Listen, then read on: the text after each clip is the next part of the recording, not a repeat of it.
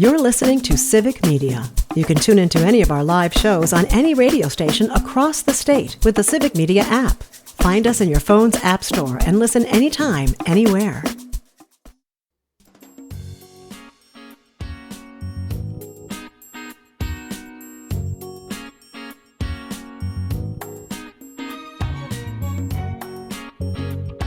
Live across Wisconsin on Civic Media, you're listening to Mornings with Pat Kreitlow, powered by Up North News. Now, from our Lake Wissota studio, here is the founding editor of Up North News, Pat Kreitlow. Hey, good morning. It is 7:06. Nice to have you here up north on this Wednesday morning, July 2nd, 2025. Parker Olson's down in Madison in Studio A2. We'll chat with him again in just a little bit. And we have a guest, State Representative Angela Stroud, who will be joining us shortly as well. Brittany Merlot is off today, so keep listening to your favorite Civic Media radio station throughout the day for updates on your local forecast. But let me tell you who else is coming up along the network today. Coming up after this fine program is a finer program, Matinaire on Air with Jane Matinaire and Greg Bach. Dan Schaefer will be appearing there at 9:30 this morning to talk about the state budget agreement. A little after 10 a.m., they will be joined by Darren Von Ruden, president of the Wisconsin Farmers Union. Do you remember the Oprah Winfrey joke? Was it Dave Letterman that told it when he was hosting the Oscars and talking about Uma Thurman? Oprah, Uma, Oprah. That's kind of me with Darren Von Ruden and Derek Van Orden. You don't want to get those two confused. They could not be more opposite in their, one is actually dedicated to farmers and improving the rural economy of Wisconsin. The other's a member of Congress. On the Todd Alba Show, I will join Todd at 2 o'clock along with Trig V. Olson from the Lincoln Project.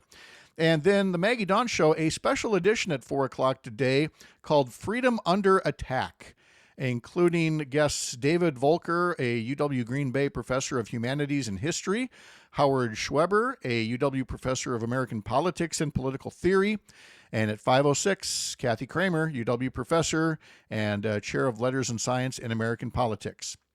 And then finally, Nightlight with Pete Schwaba from 6 to 8 tonight includes a visit with Milwaukee film critic Matt Mueller and director Wendy Schneider. All of that ahead across the Civic Media Radio Network. Brewers were rained out yesterday, so there is a doubleheader today.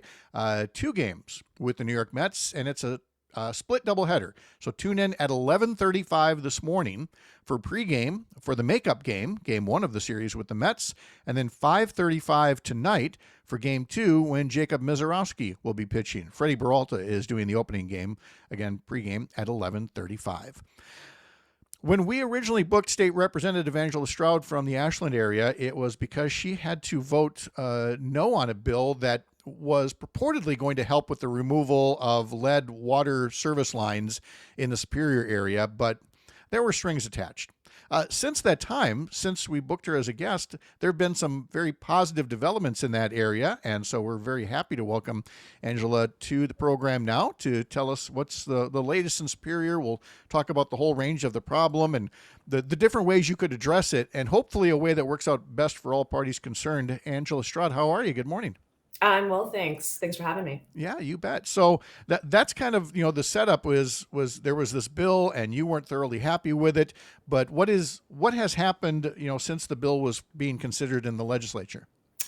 Yeah, so this bill would change state law to give the last private water utility, Superior Water, Light and Power, access to public money to replace lead service lines. And the way that the Republicans who introduced the legislation seem to think about it is, let's just change state law and no big deal. For me, it's a really big deal when we change state law, especially giving a for-profit private company access to public dollars. So my thinking the whole time was, well, what's in it for the customers of Superior? How do we get the best deal possible for them? And I had some concerns. So one of my biggest concerns was the cost of replacement. The company was citing an average cost of replacement that was twice the statewide average. And even though they would get access to public money, customers would still be left with 25% of that cost. So when you have what seemed to be an inflated cost, then the remainder is passed on to customers, and we're giving public money to a private company. It just wasn't good enough. We needed something in return, a better deal. And so for the last few months, I've been working really hard to try to figure out a deal between the company and the city of Superior. And we didn't have a deal when the bill went to the floor. So I was a no vote. And until we got a deal, I was going to stay a no, and I was going to encourage the governor to veto it. But on one of the last possible days, we got a deal. Yes, you did, and did not, just accept what was given to you in the form of a bill, because I'm sure you're aware, voting no on a bill that purports to help your own constituents, whether we like it or not, that's something that people from the opposing party would try to use as a club and beat you over the head with it. She voted no against removing lead water lines in her own district, but you were looking for a better deal. And so you feel now that this agreement that goes along with it, I guess when I say how did that go, did you find willing participants? Was it a smooth process? Who all deserves credit for making this happen? Yeah. So on the first point, it's clear that there were political dynamics at play about trying to target me, and so we can dig into that if you want. But to the good news, what really happened was, the city and the utility, they have a long history, way before any of us were born. But the current leadership, they've had some things happen where there wasn't a whole lot of trust. And so there was an interest in getting the bill from the utility, and the city, as I engaged more and more with the city, they started to sort of come around to the idea that there could be a benefit for the city as well. So my job really was to try to get these two entities who weren't really on great terms to build trust and get to a place where they could both see the win-win. And so I spent a lot of time with both parties, really kind of talking through how I saw the issue, how I saw the benefits, listening to them, trying to address some of their concerns. And that took time, but now I think trust has been built, and a relationship has formed, and a partnership has formed. And really, who wins are the people in the city of Superior who now don't have an average out-of-pocket cost of $2,500 each. So for me, that's a huge win. And we turned a real potential sort of liability into something that is a massive benefit for the city. Were the Republicans who were behind the bill that was eventually passed and signed, would they count among the willing partners in negotiating a better deal for homeowners, or were they just hoping the law would be signed and that would be it? I honestly don't think they had any idea about any of it. I don't think they knew what the implications were for the public. I don't think they knew, for example, that the city has an interest in acquiring the utility. I don't know if they knew that the city council voted down a proposal of support for the bill. There's just so much that goes into a change like this. But to be a good representative, you have to be on the ground asking questions and, most importantly, listening. And it was just very clear to me they weren't aware of any of the dynamics. They just thought, well, this is simple. Let's change this law and give the company access to money. I don't think, we should ever act that way when we're changing state law, and especially when we're talking about giving public money to a for-profit company.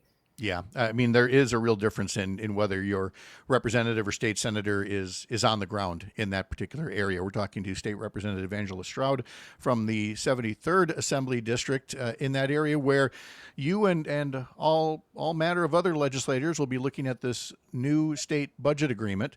And I want to ask you about that. But actually, before I forget, I did want to come back and ask about the history of all of this, because I know Earl Ingram in Milwaukee reminds us about this all the time. When we talk about lead water service lines, so many people think of it as some kind of Milwaukee-only problem. And this whole episode really serves to remind us that there are places all over the state where this is an issue. I had no idea it was this big of an issue in Superior until this came up. Yeah, I mean, one of the great things about the new maps and more diverse representation around the state is we need to realize that in a lot of ways, my district has more in common with Milwaukee than with other parts of the state, and certainly more in common with Milwaukee than suburban areas. Because I really think the distinction isn't urban versus rural. I think it's urban and rural versus the suburbs, because the suburbs are new construction, which, no surprise, our entire shared revenue formula is about new construction. They get tons of resources, tons of advantages. But these older cities, and that's really what this is about, older cities with old infrastructure, and in some cases, shrinking populations, another thing that Milwaukee and my district have in common, We have different challenges. So, Ashland and Superior, these are really, really old cities. And as a result, we need infusions of dollars to replace infrastructure of all kinds, including lead lines. And this brings me up another point, though. Taking money from this public pool, that's serious business, because we're taking from cities like Milwaukee or other cities. And so that's just another reason to tread carefully in a decision like this and not to treat it like it's just something simplistic. That's right. Alicia writes on YouTube, let's get this one here. We've got the lead water service lines in Kimberly as well. And again, you've got in Superior and Milwaukee, you've got these ports on Great Lakes with the infrastructure that is, tied into that to a degree, in past history. And it's good to be mindful of, the whole range of the problem before you just immediately accept what is given to you by, say, the private sector. So again, getting back to my next question of you having to meet with the full assembly and consider the state budget deal, and I've been going over all the details of it. It is most definitely going to get a wide array of Democrats for and against and Republicans for and against. Probably going to be the most bipartisan, the raw bipartisan vote on a budget we've seen in a long time. How are you feeling about it right now? I'm still digging in. I mean, unfortunately, this process has been totally rushed. This isn't how we should do good government. The party of chaos continues to be the party of chaos, forcing really just bad governance practices. So, I'm up early in part, not just for this, but because I'm still digging into the budget. I have super big concerns about public school funding in particular. I mean, by not raising general aid, what we're doing is putting more pressure on property taxes yet again. So it's kind of crazy to me that we would be touting that this budget has tax cuts at the same time that by refusing to raise general aid for schools, local school districts are going to have to raise property taxes to meet their levy. So a tax cut in one pocket and then raising taxes in the other pocket, really we have to ask, what is the net benefit and to whom? And for working and middle class people, it's not actually going to net out to a tax cut or to a benefit. And meanwhile, schools are the ones who are going to be blamed for having to raise their revenues through property taxes. So yet again, the state legislature is failing to meet the needs of public schools. And it's just super disappointing that we're having this conversation yet again. So you think that the conversations will continue for folks who think that this budget just didn't go far enough to urge Governor Evers to just veto the whole thing, even though he worked out the deal, but there are people that would still like to just scrap this and try again. I mean, that would be my position. That is my position, that we shouldn't do that. We shouldn't sign a bill into law that actually harms communities. I mean, it's really hard to undo 15 years of neglect of public schools in one budget. I understand that. But by refusing to increase general aid, we're just contributing to the problem yet again. So yeah, there is a small increase in special ed. That's huge. That's helpful. But you have to think about public school budgets as multifaceted. It's not just one thing. And when you have a big problem, it takes big solutions, not just fixing one part of the problem. We are talking to State Representative Angela Stroud from the Ashland area, 73rd Assembly District, about things that are happening up there. A local update is coming up next for some of you, and then when we're all back together in 15 minutes, we will be talking to a retired pediatric nurse and school board member about her letter to the WIAA, critical of their new restrictions on transgender sports participation. So stick around for that. And then in our next hour, we will be talking to Earl Ingram and Melissa Baldoff with our climate check. From the heart of America's up north, live from Lake Wissota, thanks for making this the place to spend part of your mornings. I'm Pat Kreitlow. This is the Civic Media Radio Network.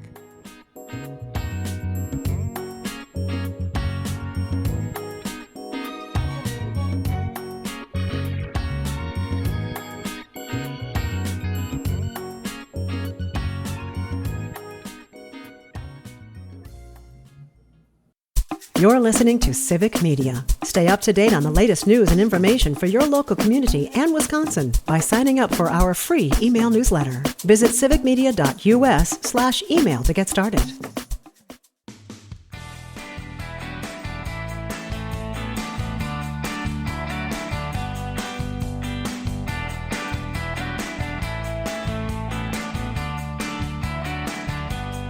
All right, Brittany Merlot is off today, but Robin Tigerton, he does not take a day off. Good morning from Tigerton, he writes on YouTube. It's sunny and 65 degrees. Yesterday, I mowed 7 yards in Tigerton. One of my customers gave me a sub sandwich and a bottle of Gatorade. Today, I have mowing jobs in Wittenberg I'm scheduled to be doing tomorrow, so I don't have to mow on the 4th of July. It is going to be a hot one on the 4th of July. He said yesterday he was going to have lasagna, but one of his customers gave me a sub sandwich, which was better on a warm day. It is, in fact, Lasagna Awareness Month, and we'll probably talk about that tomorrow.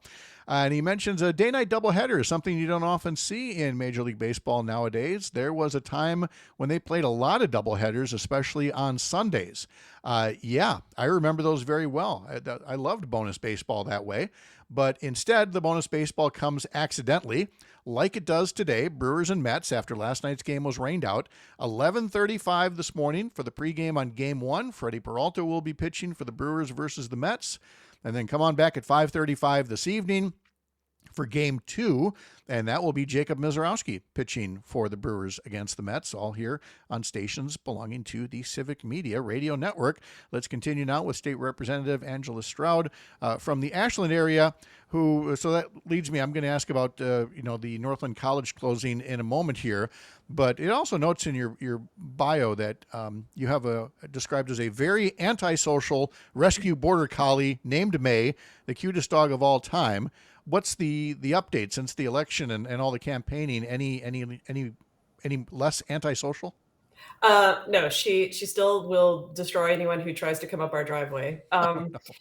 But she's so sweet once she knows you and feels comfortable that you're not an intruder, then she's great.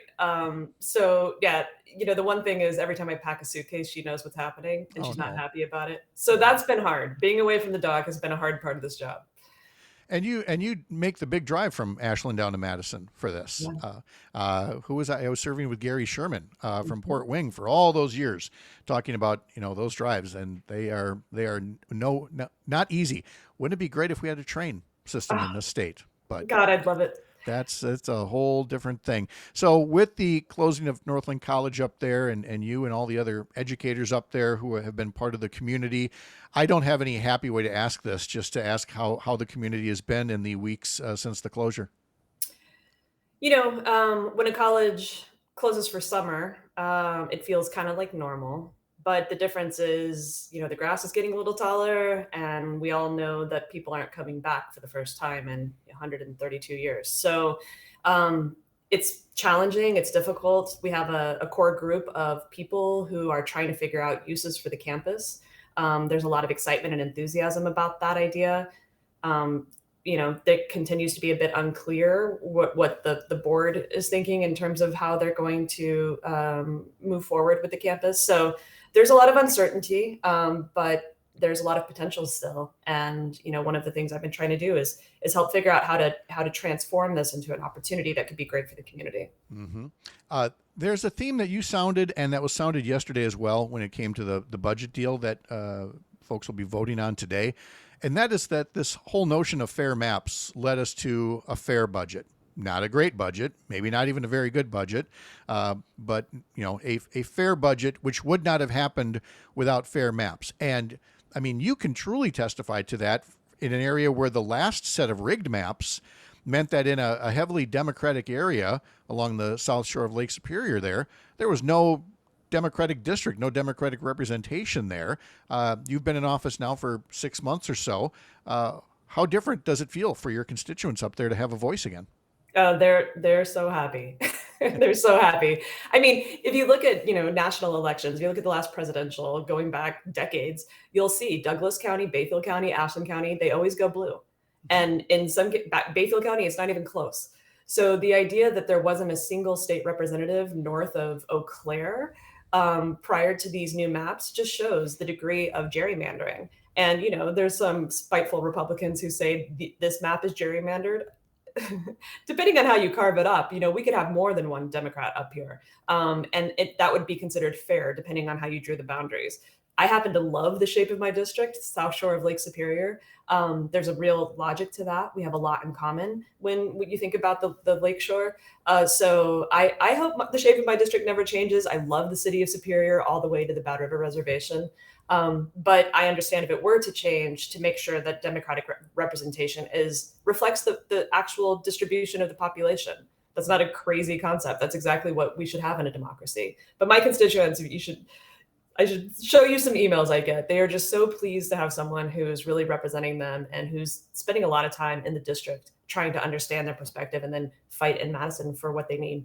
Oh, I know. And not to reminisce too much, but I mean, when, my first year career was at a radio station in Rice Lake, and the brand new legislators in that area were Bob Jauk and Mary Hubler. And I started this talk show in Rice Lake, and they were among my most frequent guests because they were brand new legislators themselves and wanted to, have a voice all over the district that would serve. And of course, you got, as I mentioned, Gary Sherman and Janet Bewley and all kinds of folks who, shall we say, quite fairly represented, the wide range of the areas there, and did so fairly and with a true sense of service. So budget will probably wrap up this week. What's your first order of business when it's all done?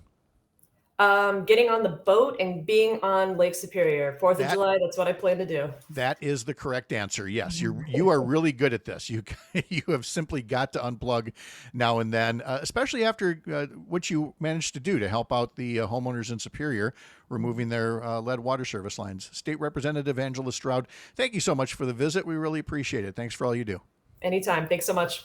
All right. Thank you. And when we come back, we will talk about the WIAA and its transgender policy on sports participation in Wisconsin high schools, and then have much more in our 8 o'clock hour, including our climate check with Melissa Baldoff. A reminder, you can sign up for our newsletters at Up North News. Just head over to upnorthnewswi.com and click on subscribe up in the top banner of the homepage. We'd love to have you as a subscriber there. More coming up right after this break and the Midwest Farm Report. You're Up North.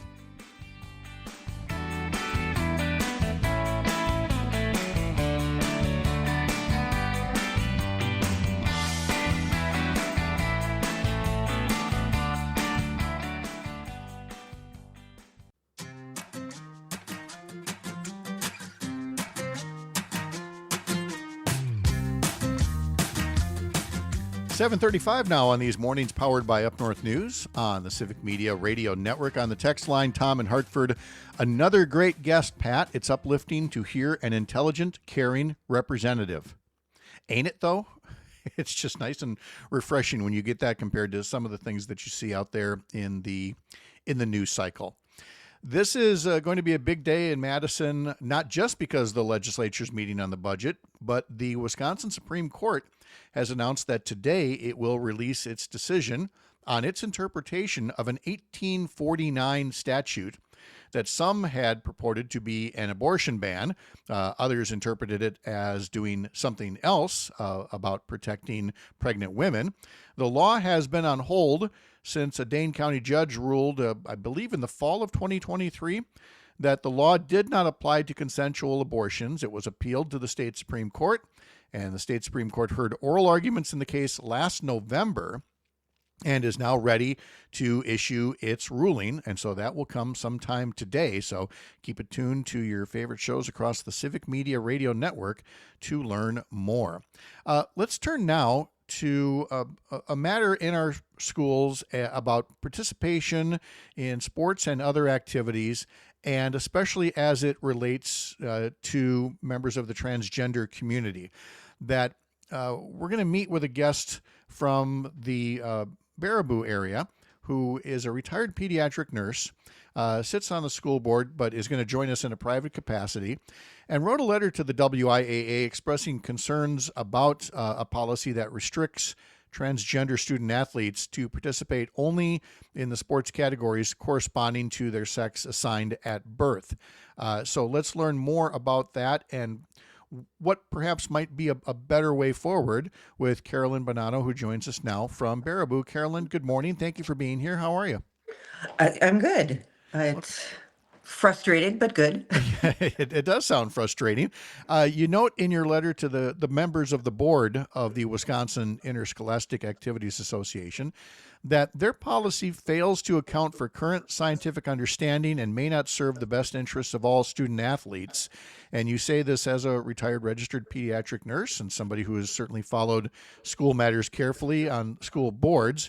So can you talk a bit more about, what prompted the letter, and then, basically your overview of the policies that prompted the letter? Because I am on a board and I learned about this and I had been hearing rumblings and I always heard that, well, this isn't true, that they shouldn't, it's not scientifically sound. And so I decided to do some of my own research because facts seem to be able to speak louder than feelings. And I think it's important. So I looked it up and I tried to find things that said that transgender women had an ability over other female athletes. And there was very little evidence to that at all. And as my brother said to me the other day, this whole thing, it just seems to be a solution to a problem that doesn't exist. And I think that it puts our most vulnerable students at higher risk. And so I just felt it was so wrong. And it's kind of like the first steps to dictatorship.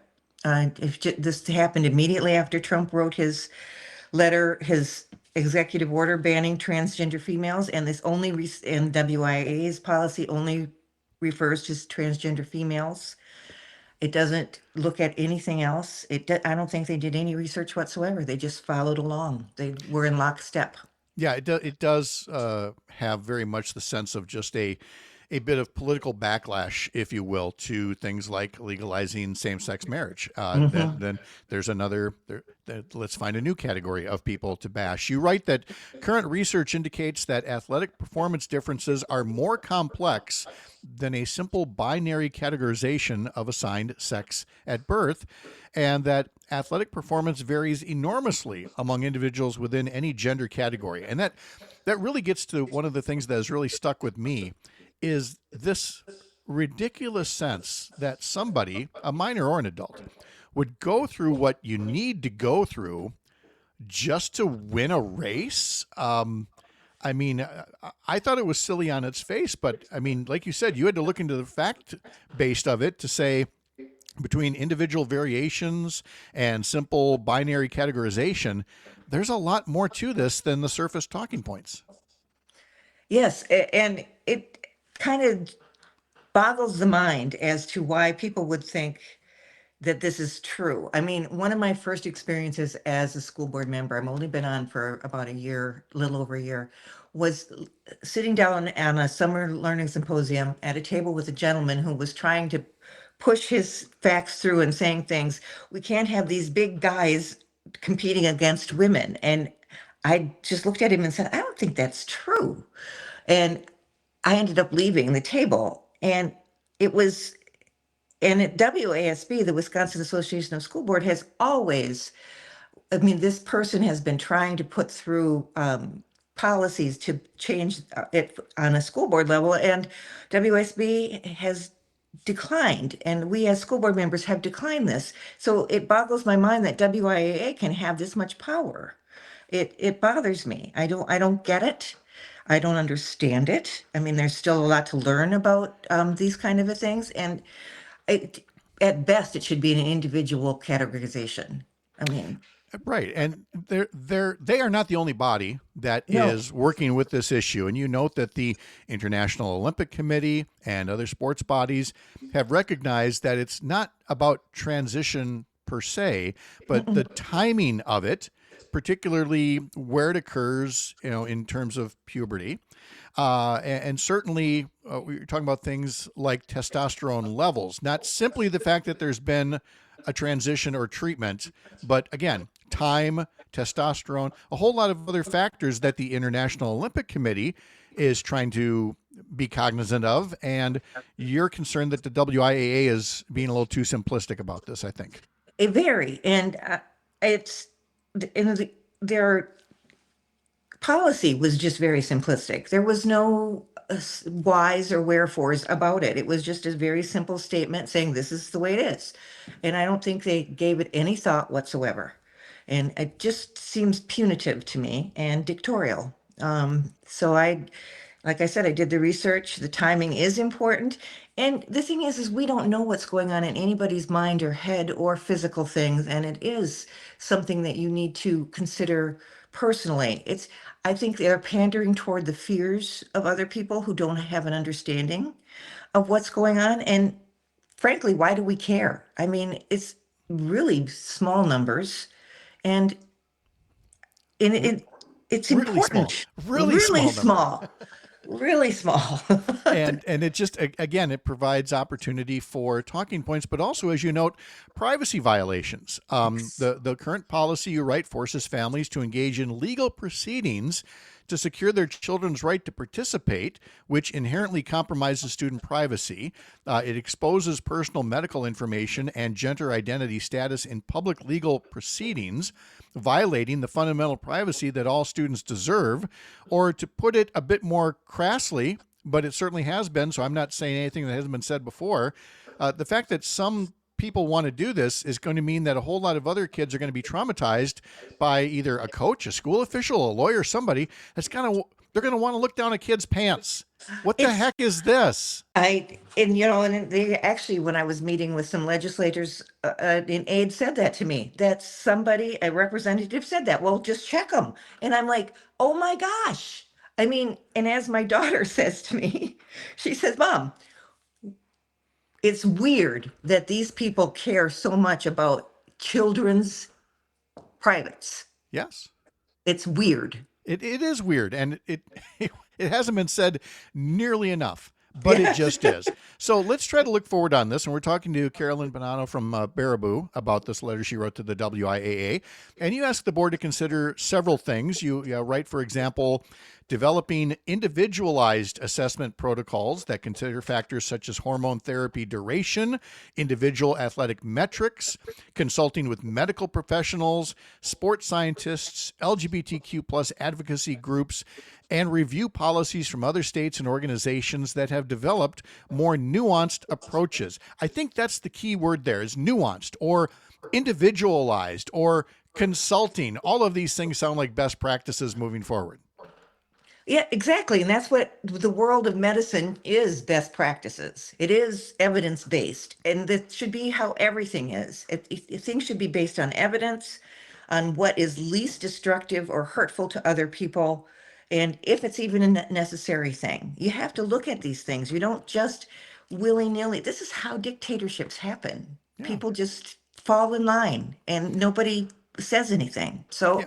I felt it was important to say something. And so you urge them to refocus the WIAA's mission on supporting and including all student athletes rather than operating as a restrictive enforcement body, return to the core educational mission of fostering student development through athletics rather than creating barriers that force families to choose between their children's privacy and their right to participate in school activities. So that was the note. The letter was dated May 22nd.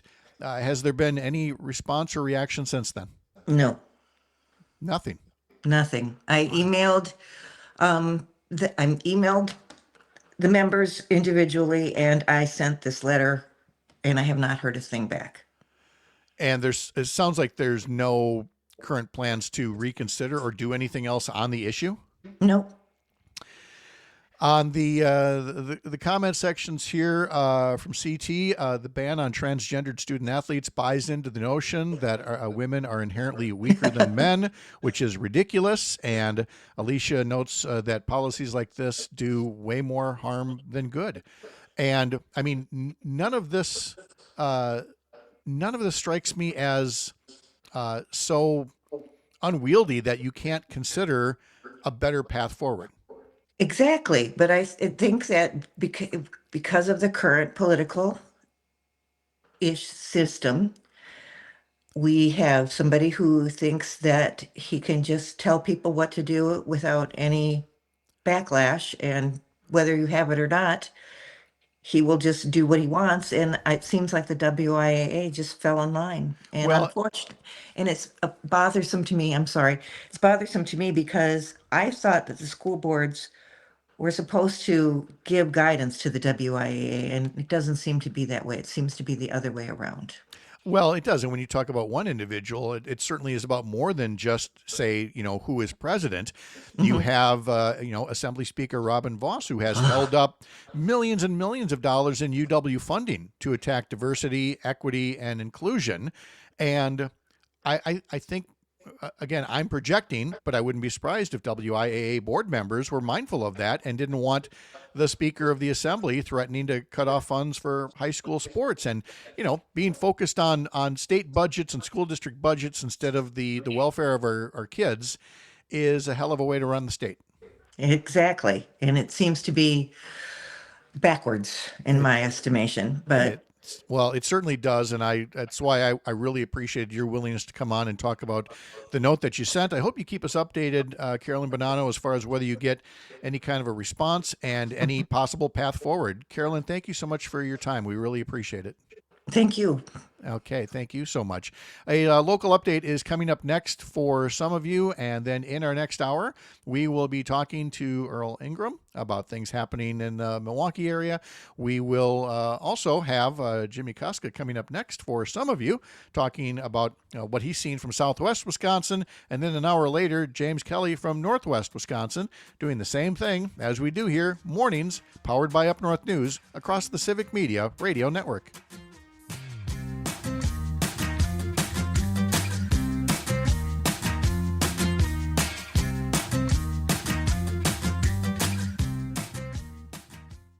You're listening to Civic Media. Find the latest news, information, and archives of all your favorite shows on the Civic Media website, civicmedia.us.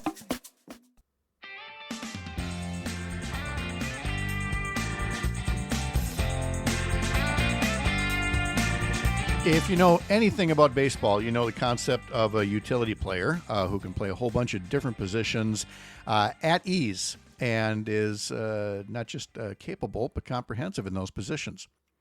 That brings up Jimmy Kuska, who joins us now, because we are going to talk about, we are all over the board in this particular segment. Jimmy, good morning.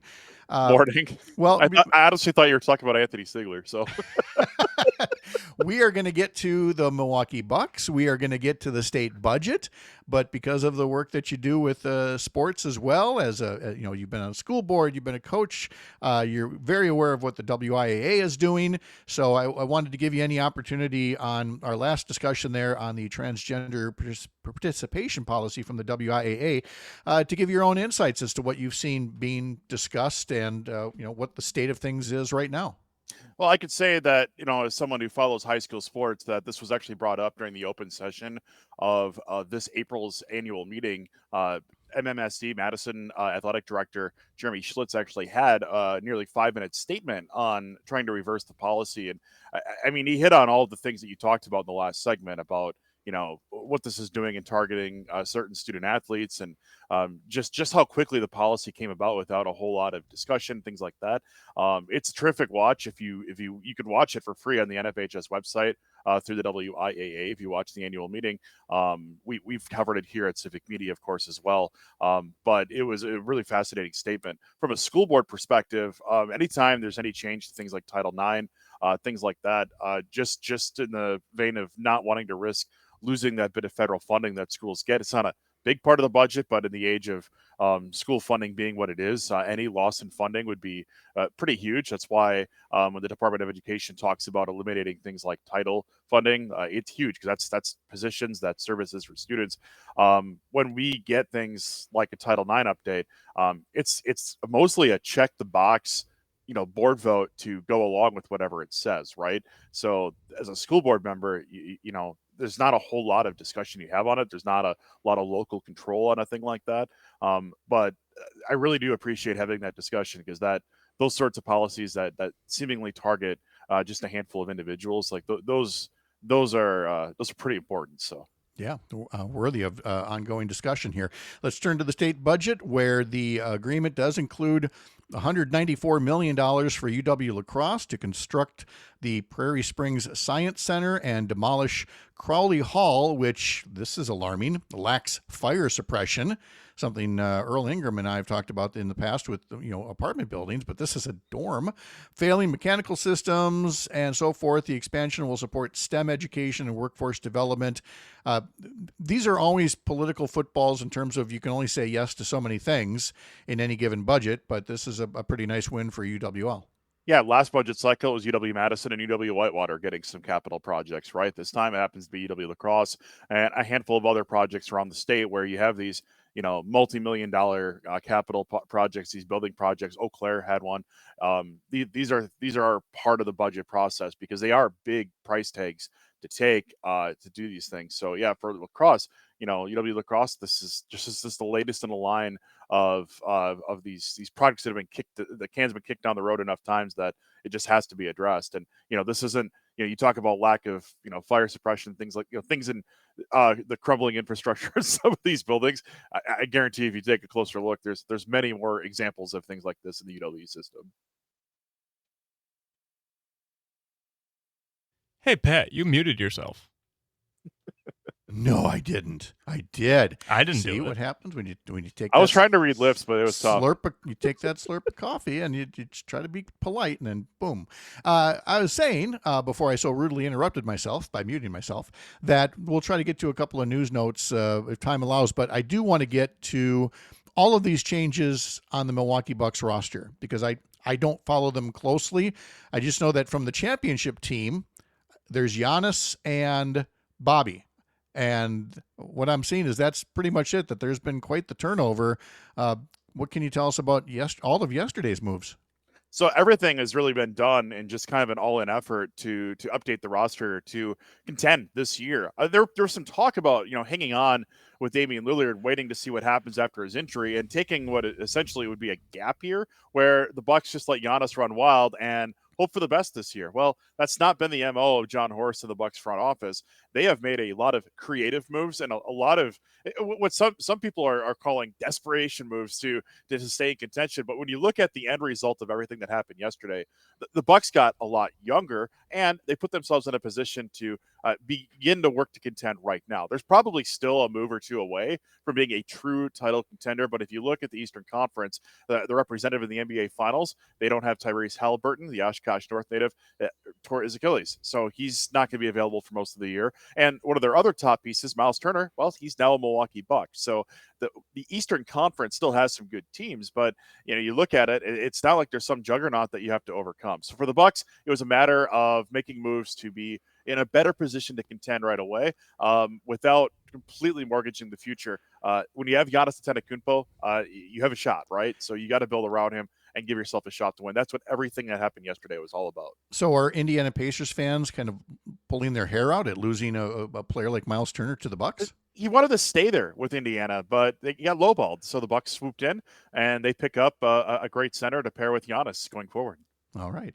And let's get back to one other news note. The Blackhawk Bridge, you say here, is going to stay open all summer. What's the background on that? So this is a 94-year-old bridge that connects Crawford County, Wisconsin, near DeSoto to Lansing, Iowa. There's a bridge that's replacing it being constructed alongside of it. And in the last year, that 94-year-old bridge has been closed twice for emergency repairs. So this bridge was slated to be closed later this year after July 4th. And the Iowa DOT yesterday said, now they're going to hold off till the end of the summer. It has frustrated people on both sides of the river, business owners especially, because, that uncertain date in the future of when it'll close is going to affect them. But it is good news if you're someone traveling this summer, as now you don't have to detour north to La Crosse or south to Prairie du Chien. I told you Jimmy Kuska was the utility player for Civic Media, and there he goes, proving it again. Jimmy, thank you so much. Have a great 4th of July holiday. We'll talk to you next week. You too, man. Take care. All right. Coming up in our 8 o'clock hour, Earl Ingram and Melissa Baldoff. And remember, you can follow my team from Up North News all day long through our newsletters, social media, website, and, of course, here mornings on the Civic Media Radio Network.